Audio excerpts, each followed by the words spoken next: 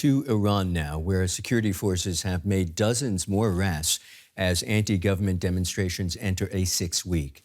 Rights campaigners say the protesters are putting their lives at risk. The death of a young woman held by the so-called morality police set off the first unrest, growing into a nationwide protest movement. A brutal crackdown by the Iranian authorities has not stopped hundreds of thousands of people taking to the streets. Once again, Iran's young women took the lead, removing their headscarves, chanting anti-government slogans, and facing off against the security forces. A sixth week of nationwide protests sparked by the death in custody of Mahsa Amini. The protests began with demonstrations against the mandatory hijab, but they've grown into the greatest challenge to the Islamic Republic since the 2009 Green Movement over disputed elections. Shopkeepers, students and factory workers are showing their support for the nationwide protests.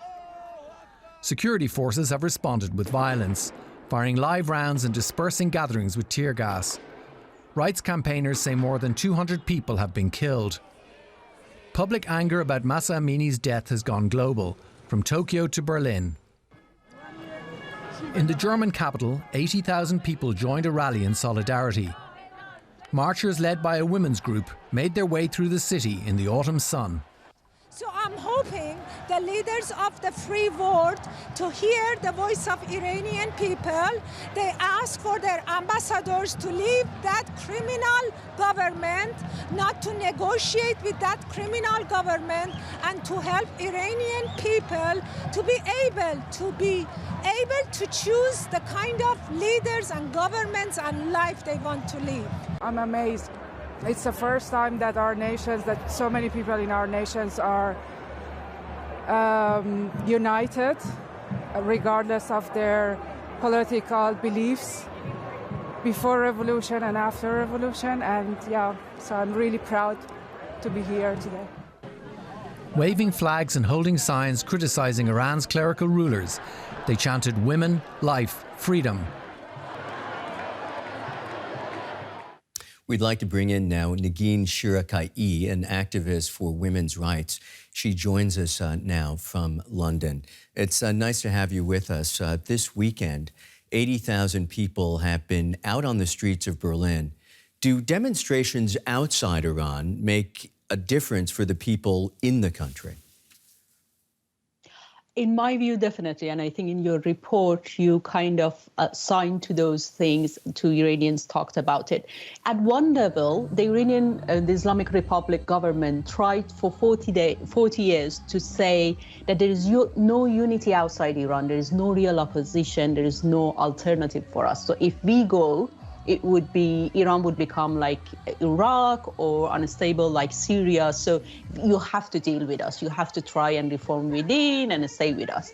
This demonstration shows that there is that unity outside Iran, maybe for the first time in years, but it's a massive unity that people would drive and take trains for hours to get to Berlin from across Europe to show their solidarity with the Iranians inside and ask the governments of Europe for a thing that is another level, something that the Iranian demonstrators inside Iran are asking for. It's that the legitimacy of this government is not accepted by the people inside Iran, and it shouldn't be accepted by foreign governments. We know, like in years before, I'll be quick about this, that the governments have been dealing with the Iranian government in a way that's saying, like, we're going to give you some money. And we know those money went to buying crackdown and surveillance equipment. And that's why they shouldn't do any deals with Iran.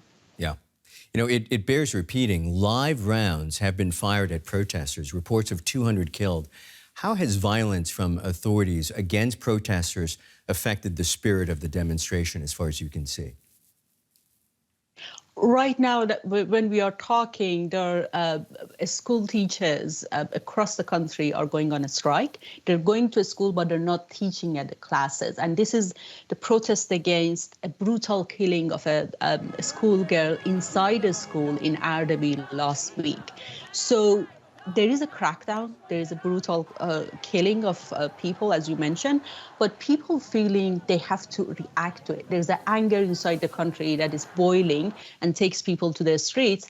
And in my view, it would continue for a while at least. I didn't expect it to continue for 6 weeks, but they're brave, they're still continuing it. But there is a need for another thing that hopefully we will, from outside, we would create it. And that's a dream. That's a dream of how it would look like if this government would go away, and then what we will have instead of that. We'll have to end it there. That is Negin Shirakai. Many, many thanks.